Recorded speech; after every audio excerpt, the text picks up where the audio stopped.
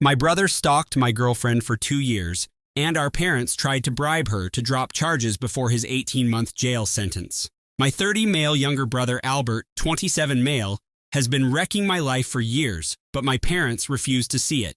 He is now targeting my girlfriend Claire, a 26-year-old woman, and I am at a loss for what to do. We live in a little Ohio town where everyone knows each other. My parents own a successful accounting firm and value their reputation. They had me first, and Albert 3 years later.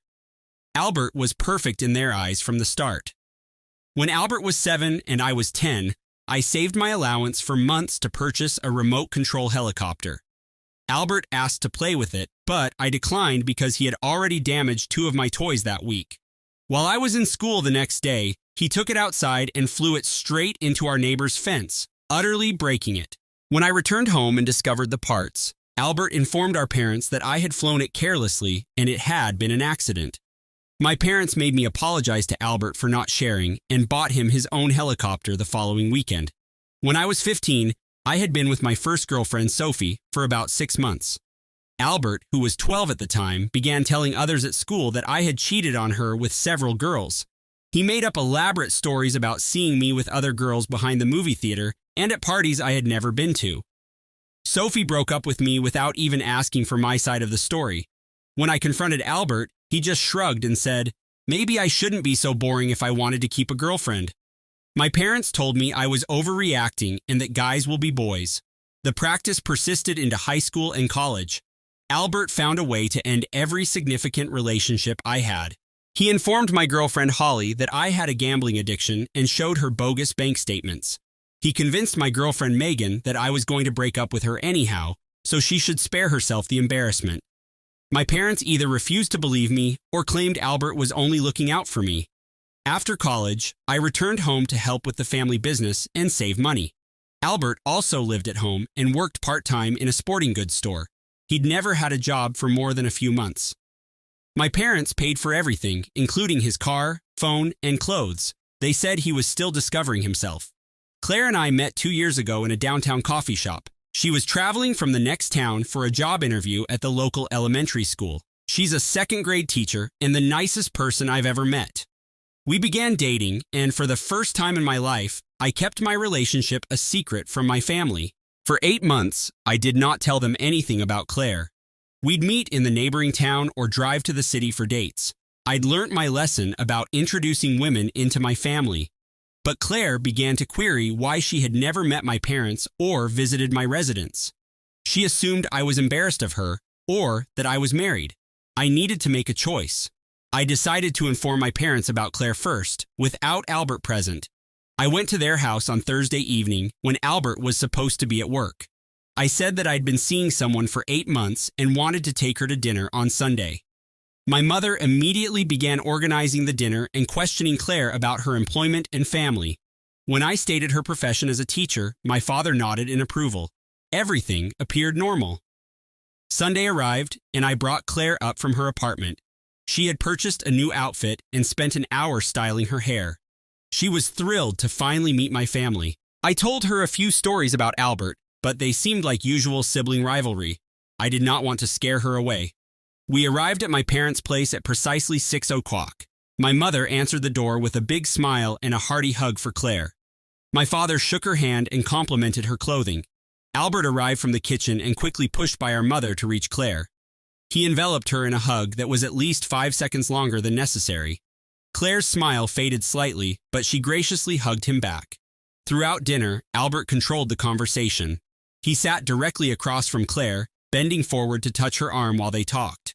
He told stories about my childhood, but each one was distorted to make me look awful. He described the time I became sick at a school carnival as being too weak to do usual things. He used the tale of me getting lost at a mall as proof that I had always been careless and required constant monitoring. My parents laughed at each anecdote, adding their own comments about how Albert had always been the more dependable brother. Claire kept looking at me, confused. She has heard different versions of the same story from me. The worst moment was when my mother served dessert. Albert insisted on cutting Claire's slice of cake for her and attempted to feed her the first mouthful with his fork. Claire respectfully rejected, claiming she could manage, but Albert insisted. He actually gripped her chin with his free hand and attempted to guide the fork into her mouth. Claire jerked away and exclaimed, "Stop, please." Albert laughed and said he was simply being friendly. Claire excused herself from supper to use the bathroom. I followed her down the hall and discovered Albert standing outside the bathroom door. When Claire emerged, he moved closer to her, effectively trapping her between himself and the wall. Albert was telling her that she seems too intelligent and ambitious for someone like me.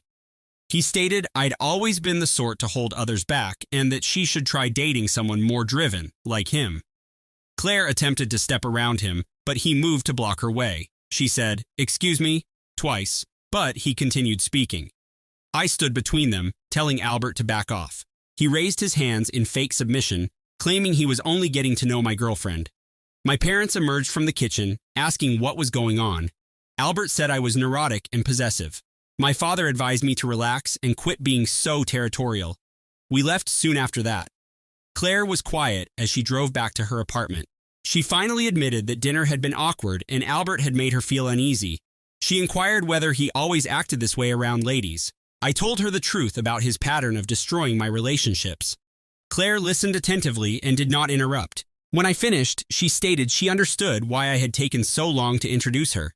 She also stated that she would not allow Albert or anyone else to harm our relationship. We agreed that we would limit our contact with my family and only see them when necessary. For 2 weeks, everything seemed normal. Then Claire began receiving phone calls at work. The caller would hang up the moment she answered. Her principal stated that someone had been calling the school and asking questions about her personal life and work schedule. A parent reported that a man was sitting in the parking lot during pickup time, just monitoring the building. Claire began staying later at school to avoid walking to her car alone. One evening, she called me in tears because someone had followed her home and sat outside her apartment building for 20 minutes before driving off. She had noted down the license plate number. I ran it through a friend who works at the DMV, and it came back registered to one of Albert's high school classmates. I drove straight to my parents' house and found Albert in the garage, working on his car. I challenged him over the harassment. He initially denied everything, then smirked and suggested Claire was simply paranoid. He claimed that some ladies couldn't handle attention from actual males. I grabbed him by his shirt and urged him to keep away from Claire. He shoved me back, saying Claire was fair game because I clearly couldn't care for her properly. That's when I struck him. I punched him right in the jaw, and he fell backward into his toolbox. My parents ran out of the house. Albert was grabbing his face and screamed that I had attacked him without reason. I tried to explain about the stalking and harassment, but they refused to listen. My mother stated that I had clearly lost my mind and required anger management. My father advised me to leave the house and not return until I apologized to Albert. I departed and have not spoken with any of them since. That happened 6 months ago. Claire and I moved in together and tried to move on with our lives, but the harassment continued. If anything, things grew worse. I thought things couldn't get worse after my previous post, but I was mistaken. The harassment has grown beyond anything I could have predicted, and my family's reaction has been much more twisted than I expected. After I stopped communicating with my parents and Albert, the number of phone calls to Claire's employment increased. Her principal received daily phone calls from someone pretending to be her ex-boyfriend, alleging she had mental health difficulties and should not be around children. The caller had detailed information regarding her lesson plans and the grades she taught. Someone was certainly paying careful attention to her. Claire's vehicle was vandalized twice in the school parking lot. First, someone poured paint thinner onto her windshield, cracking it totally. The second time, all 4 tires were shredded. The school added more security cameras, but whomever was doing it knew exactly where the blind spots were. The breaking point occurred 6 weeks ago. Claire was working late, grading papers in her classroom at around 8 o'clock p.m. The custodian had already left, and she believed she was alone in the building. She heard footsteps in the corridor and believed it was the night security guy on his rounds. When she looked up from her desk, Albert was standing in the classroom doorway. He had managed to get past the closed main entrance and strolled through the entire school to find her room. Claire instantly grabbed her phone and threatened to contact the police. Albert entered the room and locked the door behind him. He explained that they needed to converse without my intervention. He informed Claire that I had been lying about him and that he had never intended to make her uncomfortable. He stated he understood why she had the false idea, but he was really attempting to protect her from my domineering tendencies. Claire stood up and ordered him to go immediately. Albert walked closer to her desk, saying he wasn't done talking. He claimed I had a history of psychological manipulation and that all of my prior girlfriends had left me for the same reason. He claimed I was isolating Claire from her friends and relatives and that she would soon be left with only me. Claire attempted to walk around her desk toward the door, but Albert grabbed her wrist. He insisted she listen since he was the only one brave enough to give her the truth. Claire snatched her arm away and dashed towards the door. Albert followed her down the hallway, warning her that she would regret not listening to him. Claire made it to the main office and set off the silent alarm. Within minutes, police came and discovered Albert still inside the building, peering through the windows of other classrooms. He explained to the cops that he was come to pick up his nephew, but had gotten lost while seeking for the main office. When questioned with his nephew's name and teacher, he was unable to answer them. Officers detained Albert for trespassing and obtained Claire's statement. She gave them images of her vandalized car and audio recordings of some of the threatening voicemails she had been receiving. The detective assigned to the case stated that they had enough evidence to charge Albert with stalking and harassment, in addition to trespassing. Here's when things get extremely twisted. My parents hired a lawyer for Albert before he was even arraigned. The lawyer contacted Claire's principal, claiming that Claire was having an affair with Albert and that her claims were retaliation for him discontinuing the relationship. The lawyer sent bogus text messages purporting to be from Claire, imploring Albert to leave his girlfriend and join her. Claire's principal called her into the office and inquired about the claims. Claire showed him the police reports and described the entire situation. The principal believed her, but added that the school board was concerned about the negative publicity. They proposed that Claire take a leave of absence until the criminal case was completed. Claire refused to quit her employment due to false accusations. She hired her own lawyer, who quickly identified the forged text messages as evidence. The metadata indicated that they were created on a computer and not sent from a phone. Claire's counsel filed a complaint with the state bar against Albert's attorney for presenting fake evidence. The most awful thing occurred last week. My mother phoned Claire and asked her to dismiss the charges. She described Albert as a confused young man who had developed affections for her but didn't know how to express them properly. She offered to pay for Claire's car repairs and vowed to keep Albert away from her if she gave him another chance. When Claire declined, my mother's tone altered dramatically. She claimed Claire was destroying their family due to a misunderstanding and that no jury would trust her testimony against Albert's. She said Albert had acquaintances who could testify that Claire had been flirting with him at family dinner and luring him on. She told Claire that small communities have long memories and that pursuing the allegations could make it impossible for her to continue working here. Claire recorded the entire conversation and provided it to the prosecutor. Witness intimidation is considered a criminal in our state. So now my mother is also facing criminal prosecution. Albert's trial is slated for next month. His lawyer is attempting to negotiate a plea agreement, but the prosecutor claims the evidence is too solid and the behavior is too terrible to warrant anything less than jail time. The school board unanimously agreed to assist Claire and provide her with additional security measures. Claire and I have been looking for work in various states. We both understand that staying here means coping with my family's hostility for years to come. My parents have made it clear that they will never stop blaming Claire for their son's conduct, even if Albert ends up in jail.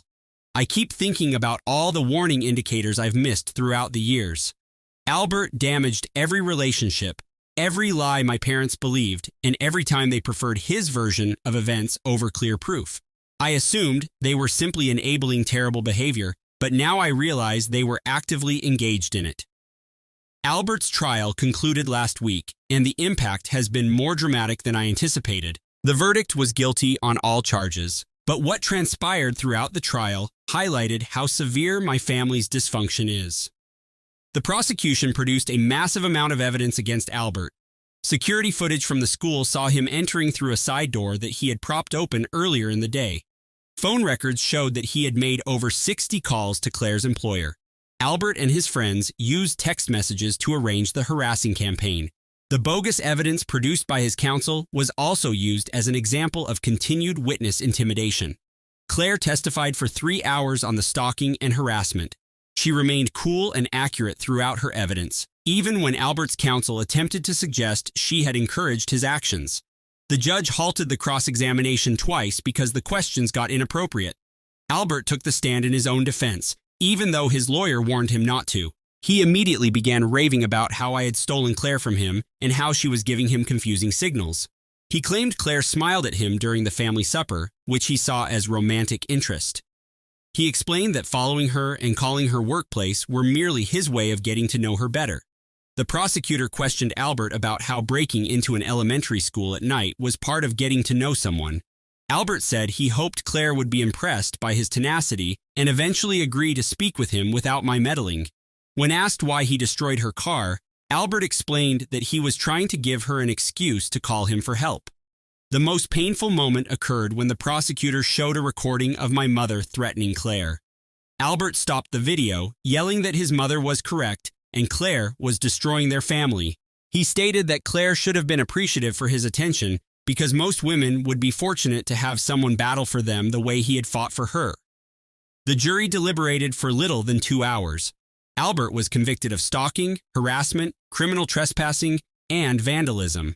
The judge sentenced him to 18 months in jail, followed by 2 years probation. He was also ordered to avoid contact with Claire and me for 5 years. Albert's reaction to the ruling was dramatic. He began screaming at Claire that she would regret ruining his life. He threatened to let everyone in town know what kind of person she was. The bailiffs had to physically restrain him as he was hauled out the courthouse. My parents sat in the front row for the entire trial, glaring at Claire and muttering to one another. Following the verdict, my father stood up and declared that it was a farce of justice. He said that Albert was the true victim, and Claire had twisted the entire thing to make herself appear innocent. My mother's trial for witness intimidation was set for the next week. She accepted a plea deal that included 6 months of house arrest and community service. Her attorney managed to keep her out of jail because she had no past criminal record, but she now has a permanent criminal conviction on her record. The local papers covered both cases extensively. My parents' accounting firm lost several significant clients who refused to work with a family involved in stalking and witness intimidation. My father had to sell his partnership in the firm and take a job with a larger company in the next county. The most stunning revelation occurred following Albert's imprisonment. His cellmate from his brief pretrial imprisonment contacted the prosecutor with additional information. Albert had allegedly boasted about destroying my prior relationships and had outlined plans to further his harassment of Claire if he was released. Albert told his cellmate that he wanted to follow Claire to her new employment and continue harassing her. He claimed he was confident he could finally wear her down and persuade her that I was the problem. He further stated that he had pals who were eager to help him continue the campaign even if it meant going to jail. This information was utilized to support the maximum sentence and the extended no-contact order. The prosecutor claimed Albert's own remarks demonstrated he had no intention of changing his behavior and posed a continuing threat to both Claire and myself. Claire and I received employment offers in Colorado the day after Albert was sentenced. We accepted instantly and gave notice at our current positions. Claire's principal and school board issued letters of recommendation praising her professionalism throughout the ordeal. Several instructors and parents also wrote letters praising her integrity and effort. We've started packing and will be gone before Albert is freed from jail. Claire claims she is not fleeing the situation, but rather preparing for a new life in which Albert's acts will no longer define her. I fully agree with her. The challenges have fractured my extended family. Some relatives say Albert received just what he deserved and have apologized for my parents' actions. Others believe Claire overreacted and that we should have handled the situation privately inside the family. I've decided not to retain relationships with people who believe stalking and harassment are acceptable family actions. We've been in Colorado for 4 months now, and life here has been very different from what we left behind in Ohio. Claire got a job in an excellent primary school, and I work for a marketing agency in Denver. For the first time in years, we can wake up without fear of harassment or family conflict. Albert was freed from jail 2 weeks earlier, having served his entire sentence. His probation officer contacted us to confirm our address and reminded us of the no-contact rule. He broke the injunction within 3 days after being released. Albert found our new phone number and called Claire's school, claiming to be her brother and reporting a family emergency. Claire had expressly warned them about probable harassment from Ohio, which raised suspicions among the school secretary. They called Claire to confirm, and she promptly informed the local police and Albert's probation officer. Because Albert crossed state borders to break the no-contact order, federal charges were filed. He was detained again within a week and now faces more jail time. His probation was revoked, and he faces another 18 months in prison. My parents presumably drove to Colorado to look for us following Albert's arrest. They went to Claire's school and requested to talk with her, claiming they wanted to apologize and resolve matters.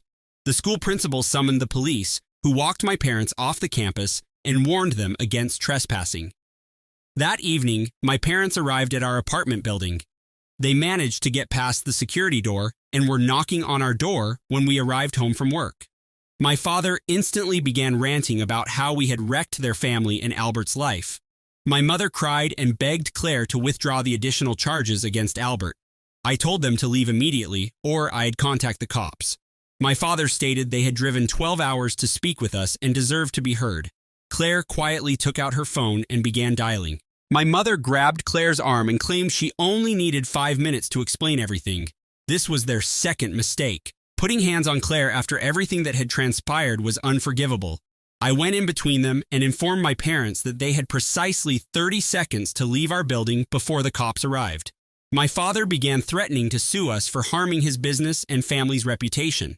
He promised to make sure everyone in our new neighborhood realized who we truly were. My mother claimed they had spent their entire life savings on lawyers and court bills because of us. The cops arrived and arrested both of my parents for harassment and trespassing since they had crossed state boundaries to torment us. Federal prosecutors are considering filing further charges. The local district attorney stated that my parents' behavior demonstrated an escalation pattern that called for harsh punishment.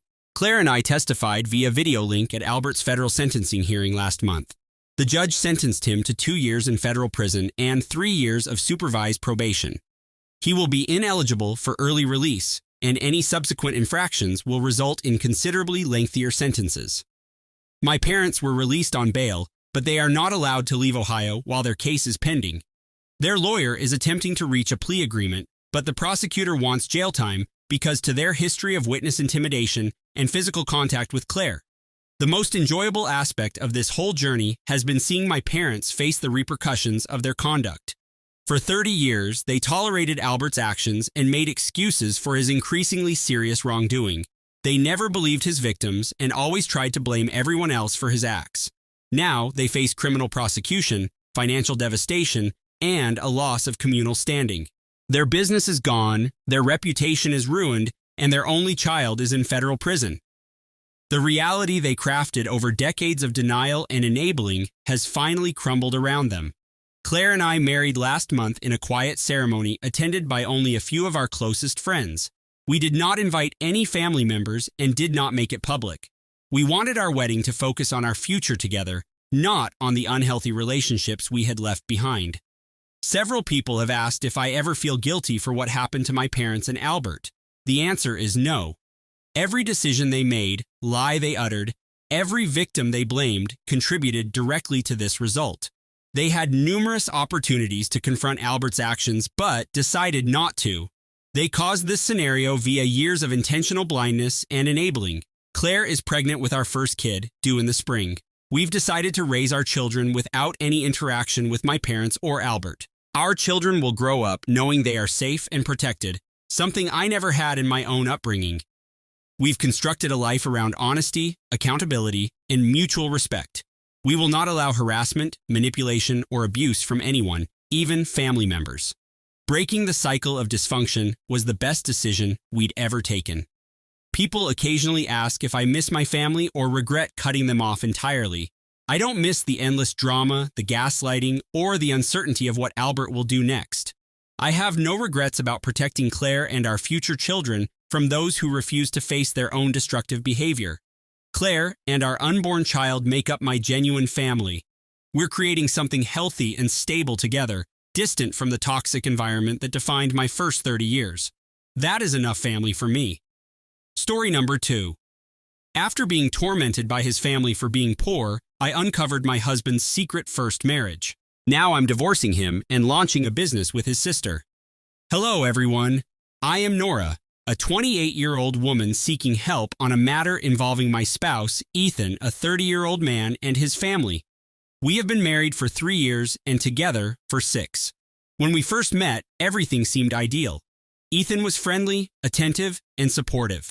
His family also appeared decent, particularly his sister, Lila, a 32-year-old female. I was raised in a tiny town with working-class parents. My father worked in a factory, while my mother cleaned houses. They worked hard, yet battled to make ends meet. I learned the importance of money and hard work at a young age. I started babysitting when I was 12 years old and obtained my first real part-time job at 16, working after school and on weekends at the local cafe. Despite financial constraints, my parents constantly encouraged me to continue my education. They couldn't afford to send me to a nice institution, so they encouraged me to attend community college while working full-time. It was difficult to balance employment and school, but I was determined to make a better life for myself. After graduating from community college, I worked as a marketing assistant for a small local company. I worked my way up by taking on additional assignments and learning everything I could about the profession. 6 years later, I'm the marketing manager for a mid-sized corporation in the city. I'm proud of what I've accomplished and the career I've started from scratch. Ethan's background couldn't be more different than mine. He is from a wealthy family that runs a thriving chain of high-end restaurants.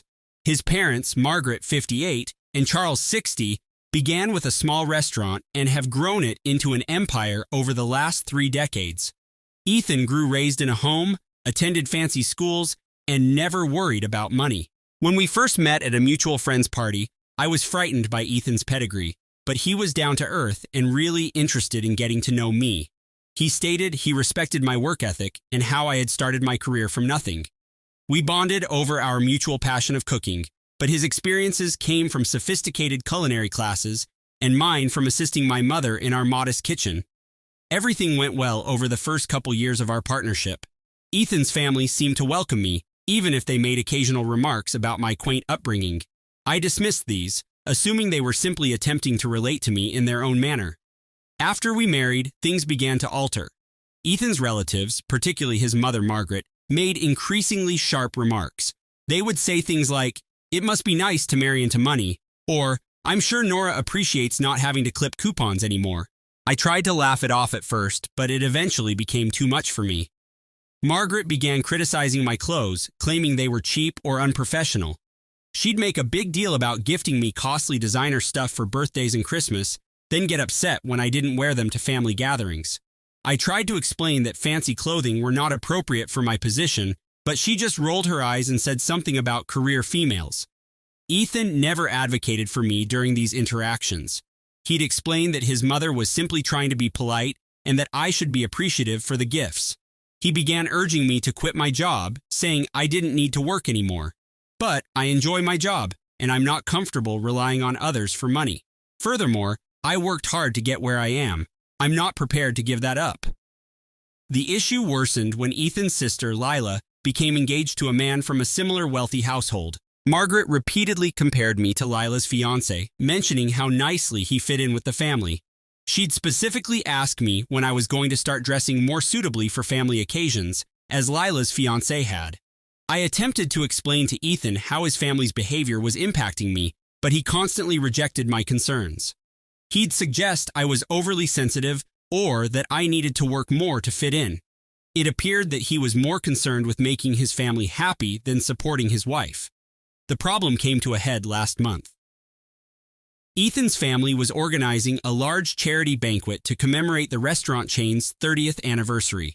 Margaret insisted on purchasing me a dress for the event. It was a fashionable gown that cost more than I earned in a month. I was uncomfortable, but Ethan insisted I wear it to make his mother happy and to look like a wealthy restaurateur's wife. At the gala, I felt out of place. Everyone was talking about their recent trips to exotic destinations or the latest fancy vehicles they had purchased. I tried to participate in conversations, but people rapidly lost interest when they discovered I couldn't talk about yacht clubs or private aircraft. I went to the restroom to take a break and overheard Margaret talking with her pals by the sinks. She was giggling as she described how she had to dress up the help to make me acceptable. She claimed Ethan could have done so much better than some girl from the trailer park, and she was embarrassed to introduce me as her daughter-in-law. She even stated that she was attempting to get Ethan to have me sign a post-nuptial agreement to protect the family's assets. I was devastated. I had spent years trying to fit in with Ethan's family, believing that if I worked hard enough, they would embrace me. However, hearing Margaret's words made me understand that would never happen. They would always regard me as beneath them, no matter what I did. I exited the bathroom and found Ethan. I informed him what I had heard and that I wanted to go. Instead of supporting me, he accused me of eavesdropping and claimed I had misunderstood his mother. He demanded we stay at the gala to maintain appearances. I could not handle it anymore. I promised Ethan I would leave with or without him. He merely seemed ashamed and advised me not to cause a disturbance. I removed the beautiful jewelry Margaret had lent me for the event, handed it to Ethan, and departed. I went to stay with my best friend, Paige, 29 female, whom I'd known since high school. She has been my rock throughout this, reminding me of who I am and where I came from. Ethan didn't even try to prevent me from going. He simply appeared annoyed that I was disrupting his family's festivity. It's been a week, and I'm still at Paige's. Ethan has called and texted, but only to ask me to come home and apologize to his family. He accuses me of being selfish and immature and says I should learn to appreciate the life he has given me. He doesn't seem to comprehend or care about how I'm wounded. I do not know what to do. I love Ethan, or thought I did, but I can't keep living this way. His family treats me as if I were beneath them, and he does nothing to stop it. In fact, he appears to agree with them the majority of the time. I feel like I'm losing myself in trying to fit into their world. Part of me wonders whether I should have known this was coming. There were subtle clues early on in our relationship, comments about my automobile being a starter vehicle, or surprise that I'd never been to Europe, but I was so in love that I ignored them. Now I'm wondering if there was an error. I'm also concerned about what divorce would mean. I signed a prenuptial agreement before we married. At the time, I didn't give it much thought because I never intended to divorce Ethan. Now I'm concerned about the implications for my financial future if I leave. Am I overreacting to this? Should I simply accept that this is how things will be if I want to stay married to Ethan? Is it time to contemplate terminating my marriage and returning to my previous life, even if it means facing financial difficulties again? I could appreciate some outside insight on this. Thank you to everyone who responded to my first post. Your encouragement and suggestions truly helped me think things through. A lot has transpired in the last 2 weeks, and I wanted to provide an update. After spending a few days at Paige's, I decided to return home and talk to Ethan. I hoped that if we had a real, honest chat away from his family, we could work things out. I was mistaken. When I went home, Ethan pretended nothing had occurred. He did not apologize or mention the incident during the gala. Instead, he informed me that his parents were coming over for dinner that night, and I needed to apologize to them for my nasty behavior at the event. I couldn't believe what I heard. I assured Ethan I would not apologize for standing up for myself. That's when things became ugly. Ethan began ranting at me, accusing me of being ungrateful and failing to appreciate anything his family did for me. He mentioned how they had paid for our wedding, which I had not wanted to be so extravagant in the first place, and how they had assisted us with the down payment on our home, which I had also wanted to be smaller and more modest. Ethan stated I was fortunate to be with him, and that many women would be delighted to take my place. He even hinted that he had other possibilities, but had chosen me. In that instant, I understood the Ethan I had fallen in love with was vanished. Perhaps he never actually existed. I told Ethan I was leaving and wanted a divorce. He chuckled, saying I'd never make it without his and his family's money. He reminded me of the prenuptial agreement I had signed and told me that if I left him, I would be left with nothing. Then he said something that terrified me. He threatened to use his family's connections to destroy my career if I tried to leave. I grabbed my luggage and departed, returning to Paige's apartment. Ethan has been phoning and texting incessantly, alternately asking me to return and threatening me if I don't. I've been researching my legal options, but I'm concerned about going up against Ethan's family and their costly lawyers. This is where things take an unexpected turn. 2 days ago, I received a call from Lila, Ethan's sister. She offered to meet me for coffee. I was concerned given what had happened with Ethan's family, but I chose to listen to her. When we met, Lila dropped a bombshell. She informed me that she had wanted to leave the family business for years, but was frightened of being cut off financially. She stated she couldn't bear how her parents and Ethan treated me, and it wasn't the first time they'd done anything similar. Ethan had previously been married, Lila claims, around 5 years before we met. His ex-wife, Isabel, was likewise from the working class. According to Lila, Isabel was handled the same way the family treated me, with continual criticism and attempts to change her. Ethan never stood up for her either. Isabel departed their marriage after only a year. Lila claimed Isabel's family gave her a large sum of money to keep silent about how she was treated. They were concerned about their reputation, particularly because they were growing their restaurant chain at the moment. Lila handed me documentation proving everything, including the settlement agreement with Ethan's ex-wife. I was shocked. Ethan had never discussed his marriage before. When I asked why she was telling me all of this now, Lila explained that she couldn't stand by and watch it happen again. She also stated that she was preparing to leave the family business and requested my assistance. Lila aspires to build her own business that is radically distinct from her family's.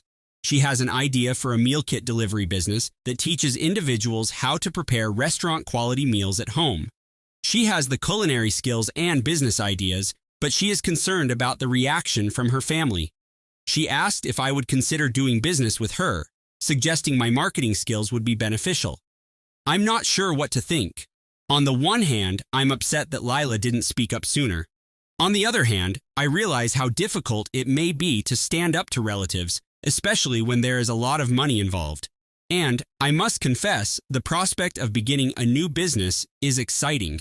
It would be an opportunity to apply my talents and knowledge in a new context and create something of my own.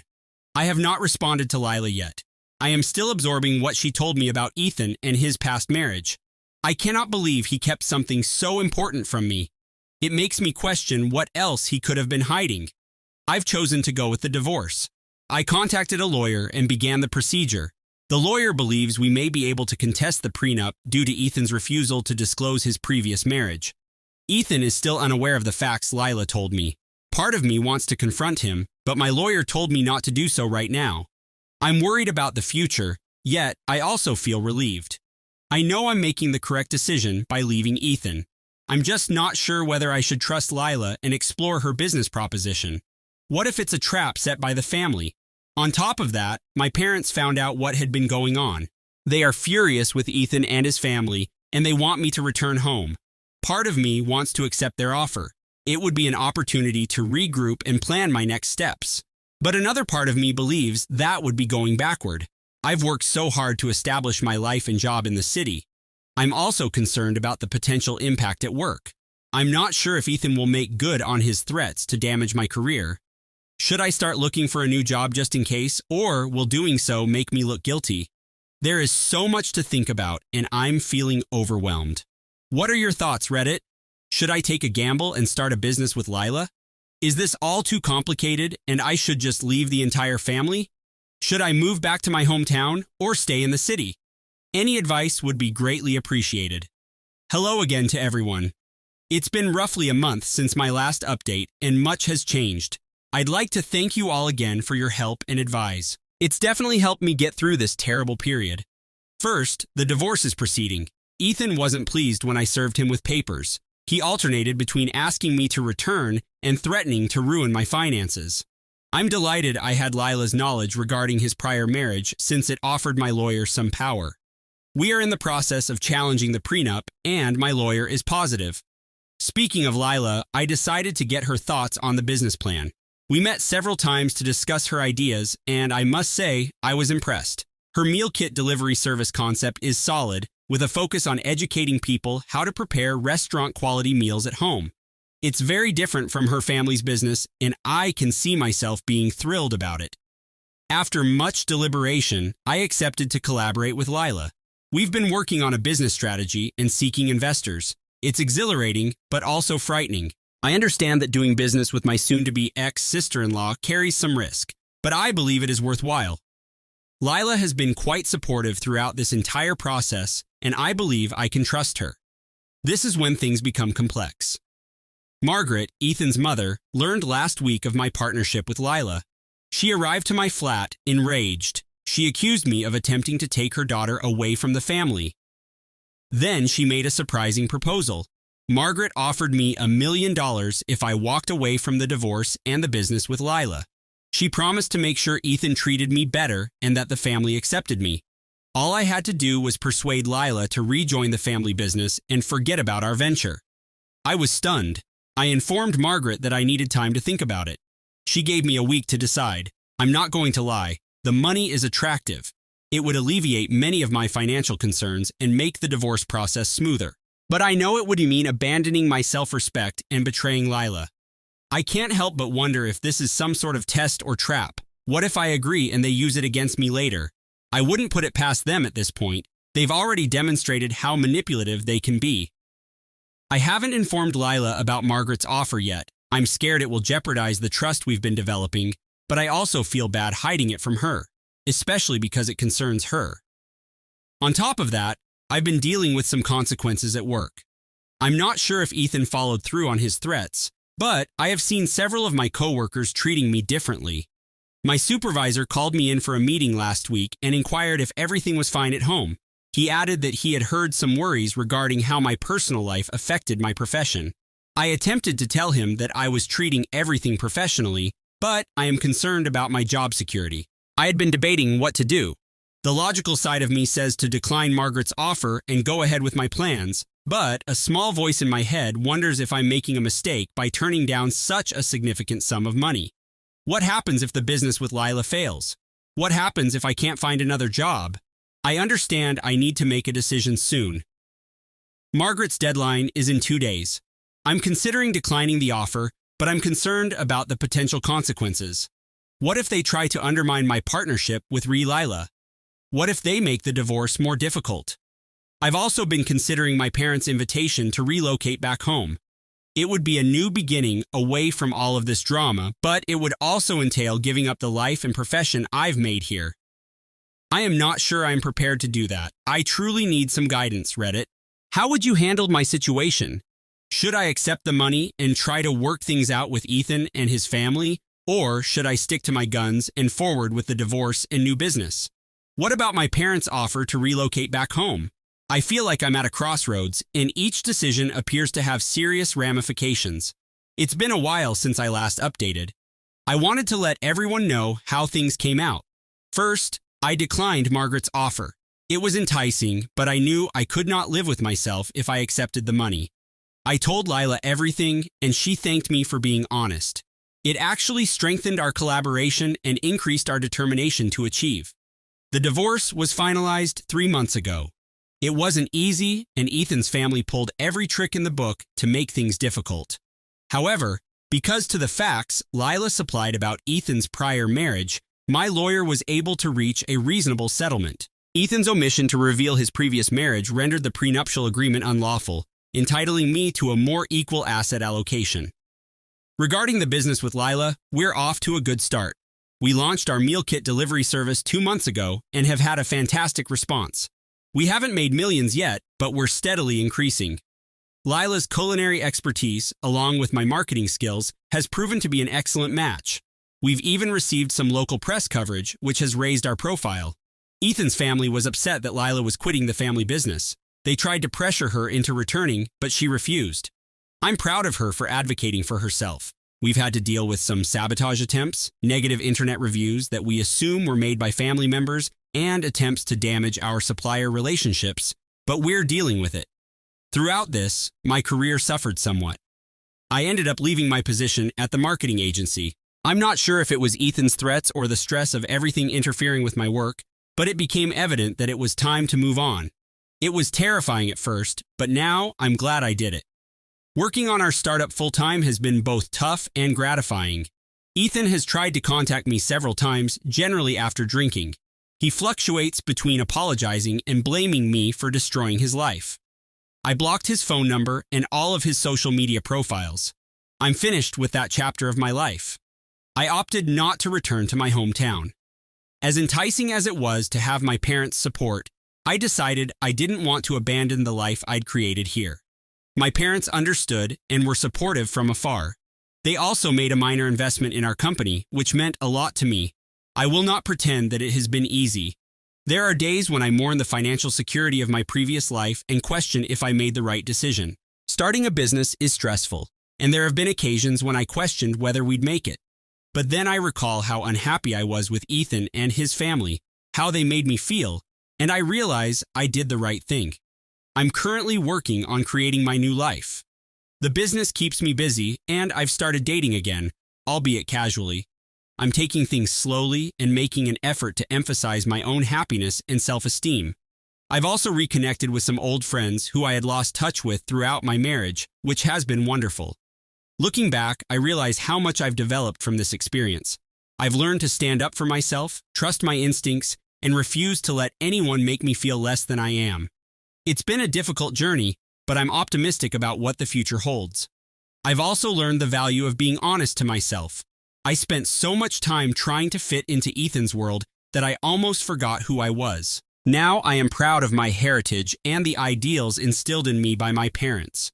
I'm no longer ashamed of where I'm from. It's part of who I am. Thank you again for your encouragement and wisdom along this journey. It made a big difference knowing I had people rooting for me, even if they were strangers on the internet. I hope that my story might help others who may be in similar situations. My family shut me out of their weddings, then showed up at my door with a casserole dish under suspicion. The investigation put them both in jail. My name is Aaron, and I am 31 years old. If you had told me 5 years ago that my wedding day would be the biggest act of quiet revenge I'd ever pull off, I would have laughed you out of the room. I was never the type to hold grudges, always the one who tried to keep the peace even when it hurt. But when your own family spends most of your life reminding you that you're unwanted, something inside you eventually changes. It's not an explosion, not a meltdown. It's slower, colder, like a door inside you quietly locks, and you throw away the key without even realizing it. Growing up, I was the weird one in my family. Not rebellious, not a troublemaker, just different. While my siblings, Timothy and Sophia, were all about sports and popularity, I was the kid who loved books, played chess, and wanted to talk about space and history at the dinner table. You'd think being different would just mean some teasing, maybe a little distance. But in my family, it meant something more cruel. Exclusion disguised as just kidding, or you wouldn't enjoy it anyway. It started small. Birthday parties where my invite must have gotten lost. Family outings where someone forgot to tell me. I learned not to take it personally, or at least I tried. But then came the weddings. First was Sophia's when I was 22. She sat me down a month before, a big fake smile plastered on her face, and said, "Aaron, I just think it's better if you don't come. It's going to be a very normal wedding, not really your scene." I remember staring at her, blinking, wondering if I was hallucinating. She hugged me like she was doing me a favor and promised to send pictures. I didn't go. I didn't fight it. I didn't even cry, though the lump in my throat made it impossible to eat for days. Mom and Dad brushed it off like it was no big deal. "She's the bride. She gets to choose," Dad said gruffly, barely looking up from his newspaper. Mom added, "Besides, you would have been miserable there, surrounded by all those people you don't know." As if I wasn't family too. As if I hadn't grown up with half the people on her guest list. Then came Timothy's wedding 2 years later. This time, they didn't even bother pretending. I found out about it through a Facebook post. A blurry, candid shot of my entire family dressed to the nines, laughing around a banquet table. The caption was something smug like, "Family is everything." I sat there staring at the screen, my stomach twisting into knots. Not a single call, not a text, nothing. Just radio silence and then a public reminder that I wasn't part of the club. You'd think after all that I'd be done with them, cut my losses, move on. But hope's a stubborn thing. It clings to you even when it shouldn't. I kept trying. Holidays, birthdays, random check-ins. Sometimes they'd respond, sometimes not. When they did, it was always with this thin layer of politeness stretched over obvious disinterest. They'd ask about work in a tone that said they didn't really care or mention how quiet my life seemed, like that was some kind of failure. Every visit felt like stepping onto a stage where I was playing a part nobody wanted to see. The final straw wasn't even a big blow-up. It was a random Saturday afternoon about a year before my wedding. I'd driven an hour out to Timothy's new housewarming party, lugging a gift card and a smile, determined stupidly to keep trying. When I got there, I rang the doorbell 3 times before Timothy finally opened the door. He looked genuinely surprised to see me. Hey, he said, scratching the back of his neck awkwardly. Mom said you probably wouldn't show. I'm here, I said, forcing a grin. Brought something. He took the gift card like it was a bomb about to go off. Inside, the house was packed. Laughter, music, the smell of barbecue. I recognized faces, people I'd grown up around, but no one really seemed to recognize me. Or maybe they just didn't care. I mingled for a bit, trying to make conversation, but it was like shouting into a void. People gave me polite smiles and then turned back to their real conversations. I felt like an outsider at my own family's gathering. The kicker? Later that night, someone, I think it was Sophia, half drunk and slurring her words, laughed loudly across the yard and said, "Well, at least Aaron didn't ruin anything today. Must be a new record." The whole table burst into laughter. I stood there frozen, the plastic cup in my hand cracking under my grip. No one defended me. No one even looked guilty. It was just another joke at my expense. Another reminder that in their eyes, I was a burden, a punchline. That was the night I decided I was done. Not loudly, not dramatically. I didn't storm out or make a scene. I just left, slipped out the side gate while they were busy laughing, drove home in silence, and deleted the group chat from my phone without another thought. Fast forward a year later, and something amazing happened. I met Eudora.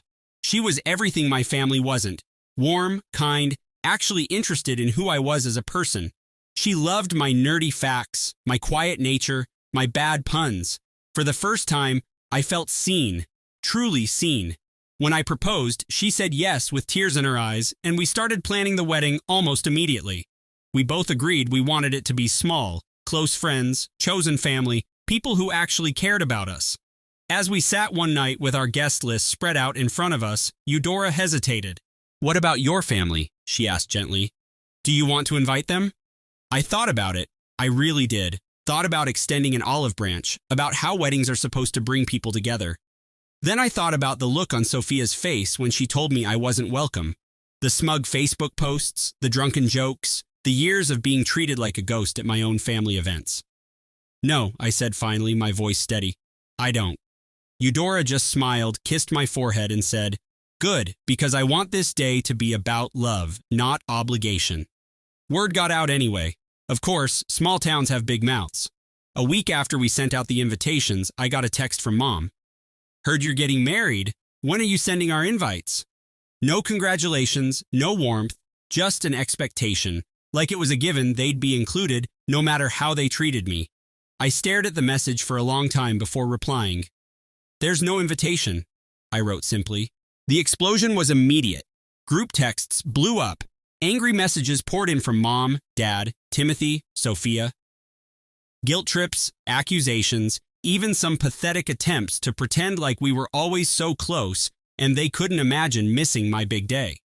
Sophia even went so far as to post a vague, passive-aggressive Facebook status. Funny how some people forget where they come from. Hope they enjoy their little party without real family. I didn't respond. I didn't argue. I didn't even read most of the messages. Instead, Eudora and I poured all that energy into making our day exactly what we wanted it to be. Friends who cheered the loudest at our engagement.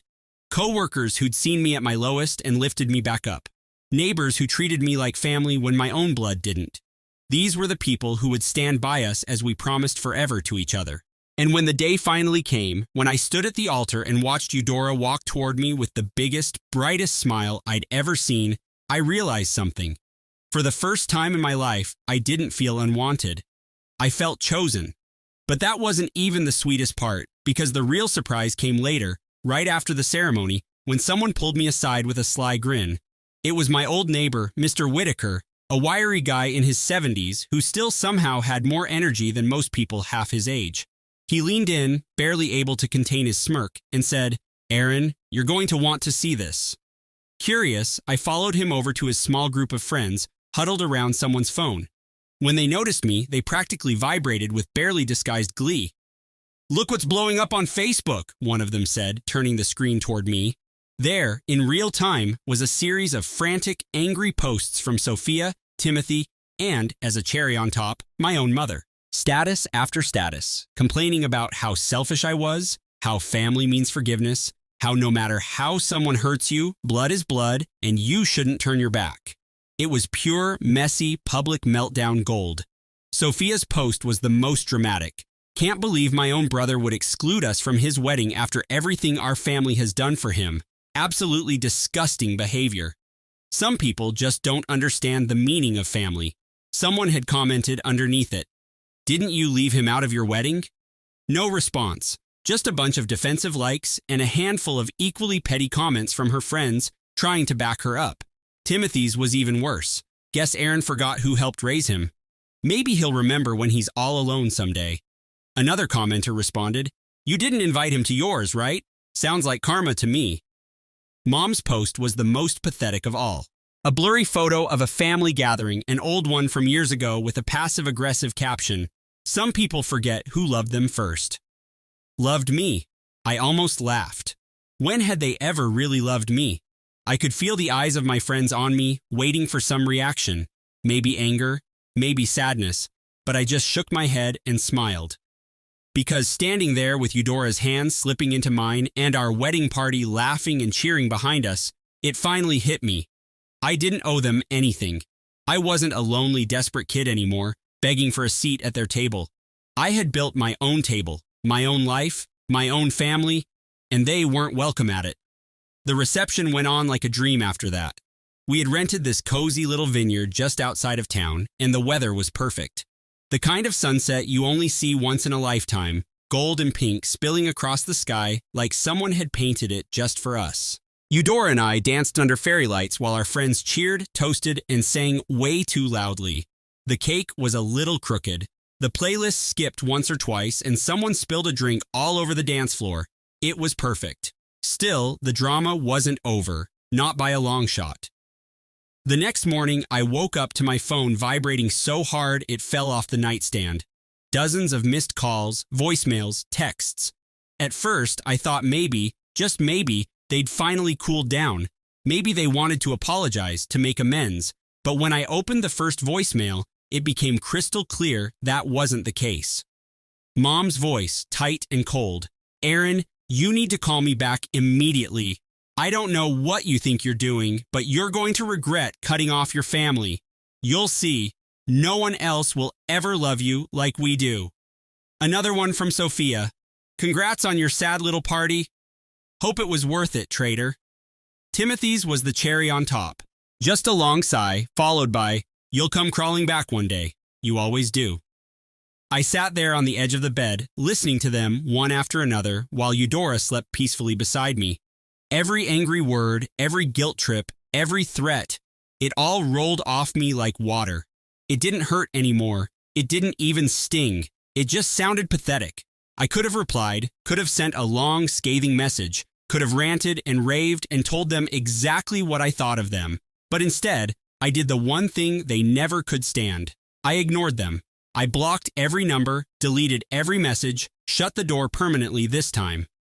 Later that afternoon, Eudora and I sat on the back porch of our rental cabin, watching the sun sink behind the hills, sipping cheap champagne straight from the bottle. She leaned her head against my shoulder and whispered, "Any regrets?" I thought about it for a second. "Nope," I said, squeezing her hand. "None at all. Because in the end, they were right about one thing. Family is everything, but sometimes you have to choose the right one. And I had. It didn't take long for the silence to get under their skin. For the first few days after the wedding, it was just noise. Angry voicemails, furious Facebook posts, passive-aggressive texts sent at all hours of the night. I ignored them all, choosing instead to sink into newlywed life with Eudora. We slept late, explored little towns hand in hand, and laughed about stupid things like how I always lost the hotel key and how she could never finish a cup of coffee before it went cold. It was peaceful. It was exactly what I had fought so hard to find. But apparently, peace was something my family couldn't handle. Not when they weren't in control. The first shift came about a week later. The texts from Mom changed tone. Less rage, more desperation. Family should stick together. Call me. We're still your parents. We deserve to be part of your life. Think about how hurt we are, Aaron, after everything we did for you. Still no apology. Still no acknowledgement of what they had done. Just this twisted, manipulative version of reality where I was the villain for finally walking away. When that didn't work, they doubled down. I got an email from Dad, an actual email, which was hilarious because the man could barely figure out how to unlock his phone without help. It was short, blunt, and painfully transparent. We're still your legal family. Don't think you can erase that. No love, no regret, just a reminder that in their minds, family wasn't built on love or respect. It was ownership. Eudora and I joked about it at first, made up bingo cards for which guilt trip they'd try next. We're your real family. You're being selfish. You'll regret this someday. It was almost funny how predictable they were until they showed up. It was a Wednesday mid-morning. I was working remotely from our little living room. Eudora was in the kitchen, humming along to some cheesy 90s playlist when there was a knock at the door. Not a normal knock either. Loud, frantic, impatient. Eudora froze, spatula halfway to the stove. "Expecting someone?" she asked. I shook my head slowly. A bad feeling settled heavy in my gut. I crossed to the door and peered through the peephole, and sure enough, there they were. Mom, Dad, Sophia, and Timothy. All crammed onto the tiny porch like they were posing for some grim family portrait. Mom had a casserole dish in her hands like some awful prop, smiling that stiff, unsettling smile. Dad stood rigid and glowering beside her. Sophia was wearing sunglasses like she was shielding herself from me. Timothy looked bored, scrolling through his phone. I didn't open the door. Instead, I cracked the window just enough to hear them. "Hi, sweetheart," Mom called, overly bright. "We thought we'd come by and talk, as a family." Her voice was sweet, too sweet. The kind of sugary tone she used when she was trying to hide the fact that she was furious.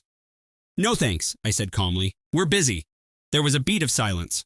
"Aaron," Dad barked, stepping closer. "Enough of this nonsense. We're not leaving until you come out here and face your family." Eudora appeared behind me, her hand slipping into mine, her face pale.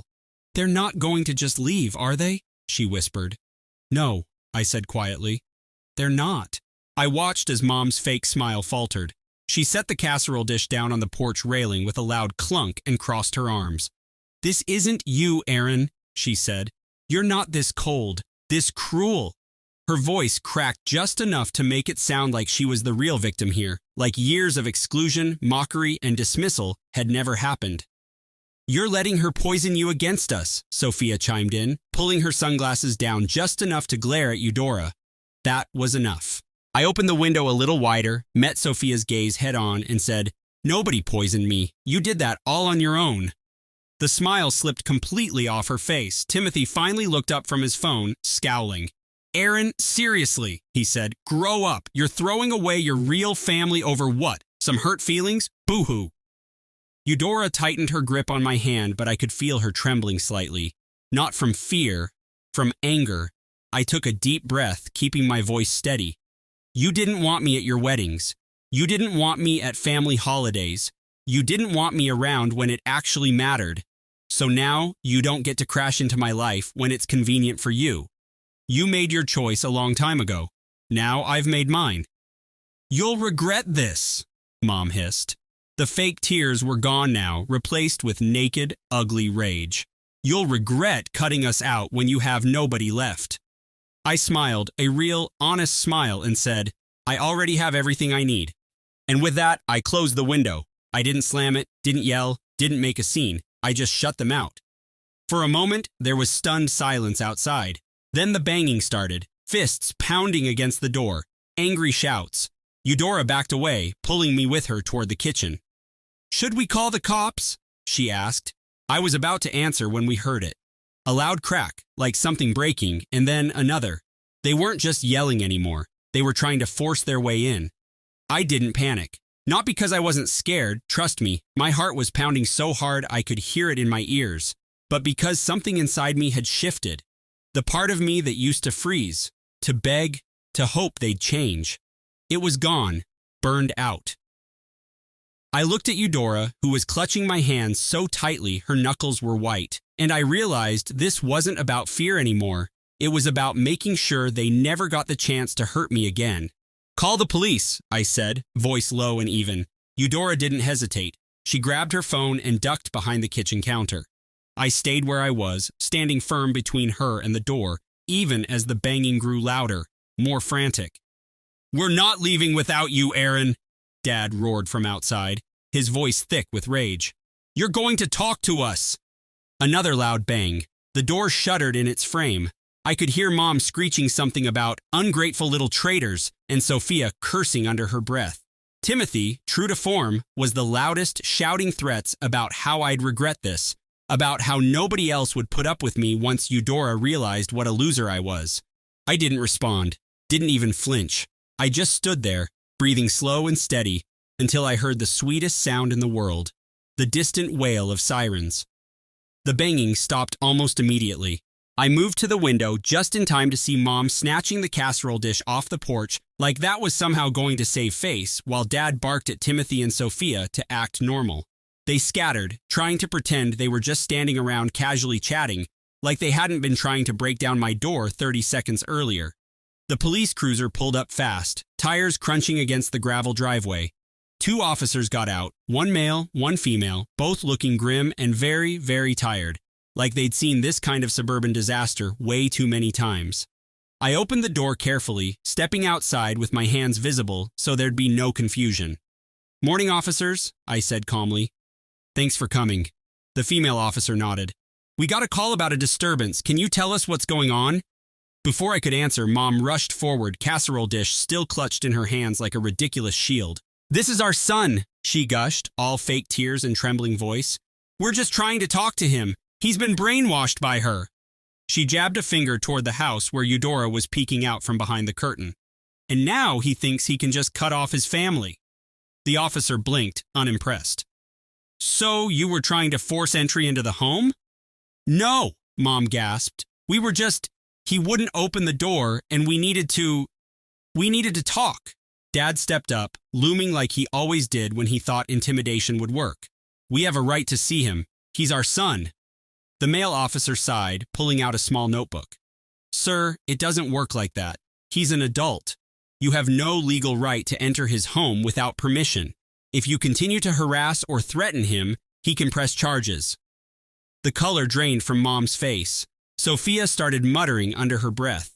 Timothy actually had the gall to roll his eyes, like he was the one being inconvenienced. I took a deep breath and said loud enough for all of them to hear, "I want to press charges for trespassing and attempted forced entry, and I want a restraining order." For the first time all morning, the whole porch went completely silent. Mom's mouth dropped open. Dad's face turned an alarming shade of red. Sophia's sunglasses slipped down her nose, and Timothy actually took a step back like he couldn't believe what he was hearing. You don't mean that?" Mom stammered. "Aaron, we're family." The word family snapped something clean in me. Not with anger, not with grief, just finality. I looked her dead in the eyes and said, "No, we're not. Not anymore." The officers separated us after that, took statements, asked questions. Eudora came out eventually, holding my hand the entire time, steady and solid as a rock. My family kept trying, begging, pleading, threatening. They flipped between tactics so fast it would have been comical if it weren't so sad. Mom wept about losing her baby. Dad muttered about ungrateful brats. Sophia tried to shame me, ranting about how nobody turns their back on their family unless they're broken inside. Timothy just sneered like the whole thing was beneath him. The officers weren't moved. They issued them a formal warning right there on the spot and made it very clear that if they ever showed up again, even once, they'd be arrested. I filed the paperwork for the restraining order that afternoon, and just like that, with a few signatures, a few hard lines drawn in the sand, the door slammed shut forever.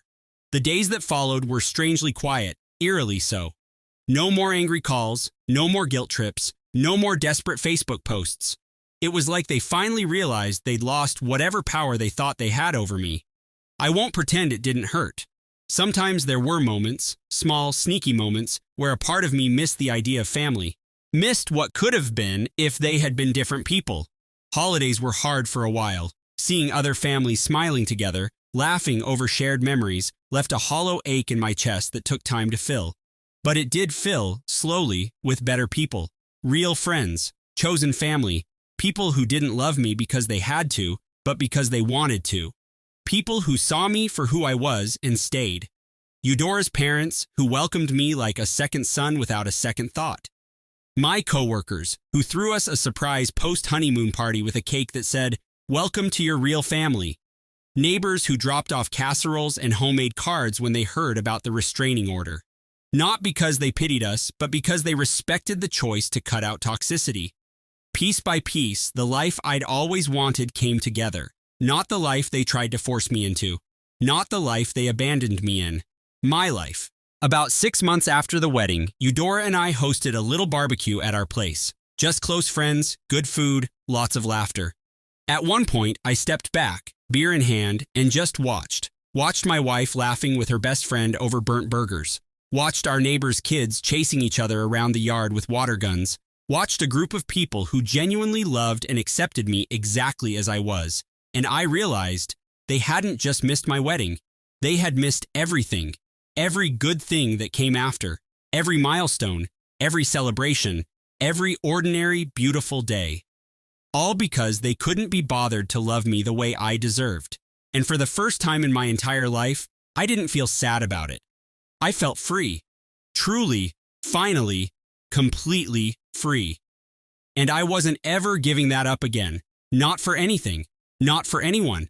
And certainly not for people who only ever saw me as something they were entitled to control.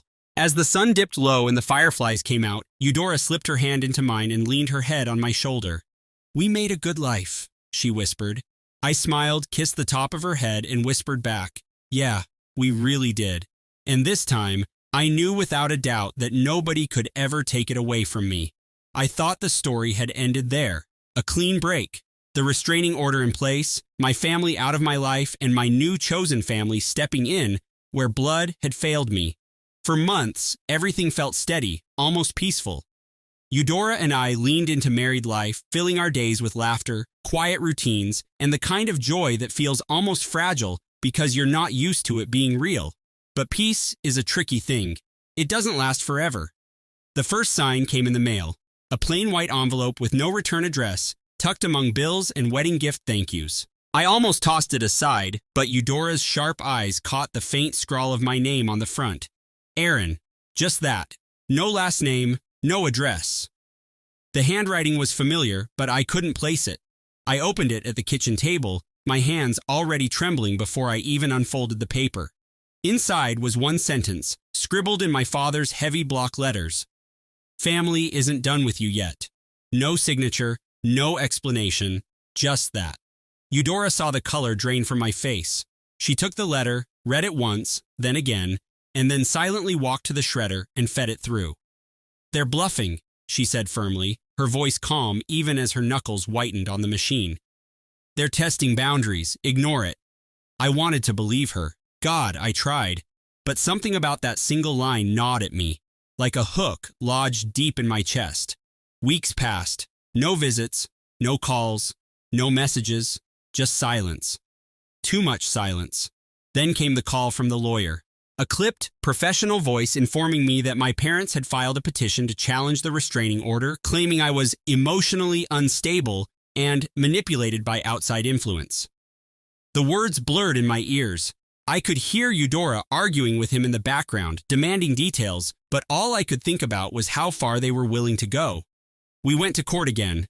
My parents sat across the room, Mom dabbing fake tears with a tissue, Dad glowering like a wounded king, Sophia whispering furiously in her lawyer's ear, and Timothy, bored, scrolling his phone as usual. Their lawyer painted a picture of me as a fragile, damaged man being controlled by my manipulative wife.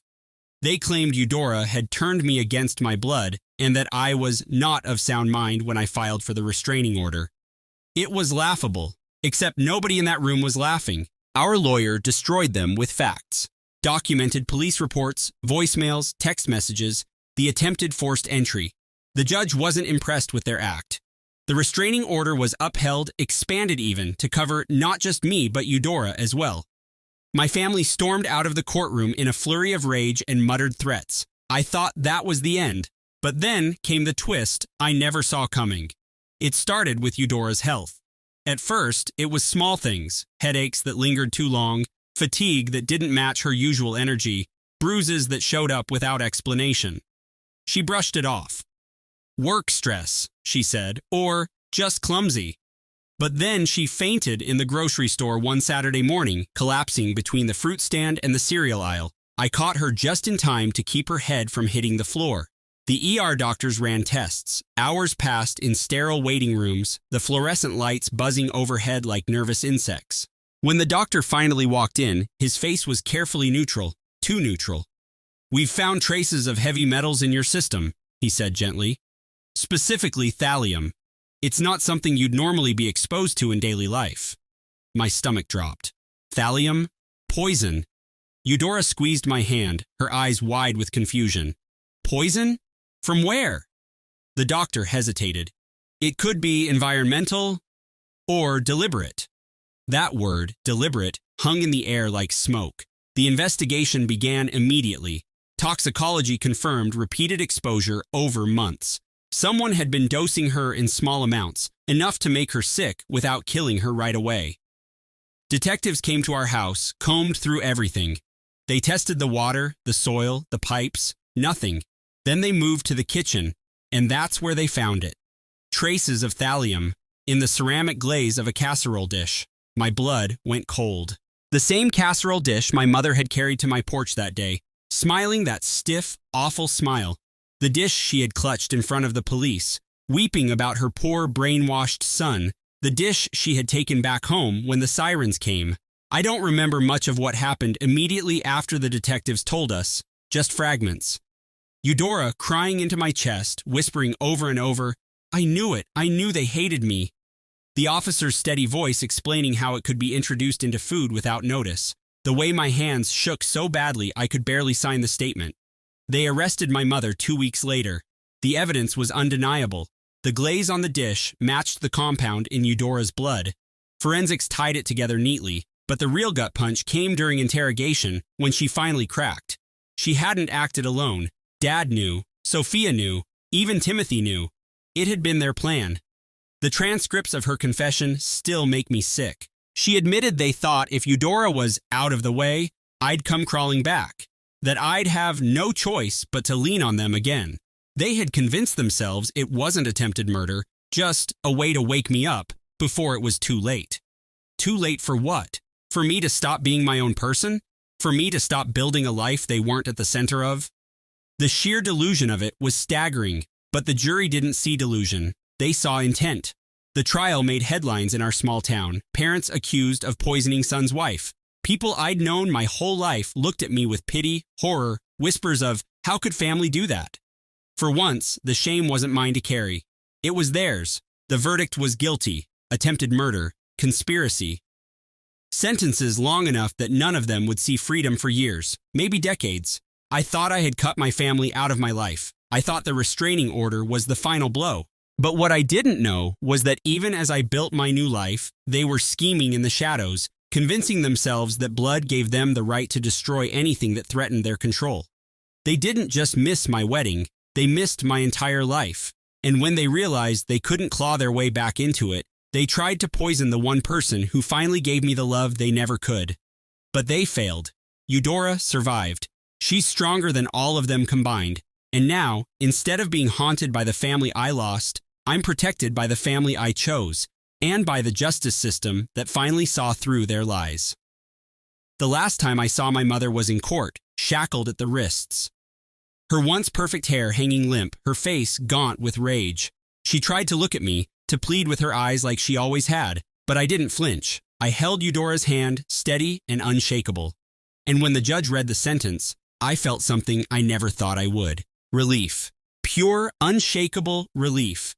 Because family may be everything, but sometimes the greatest act of love you can give yourself is walking away and never looking back.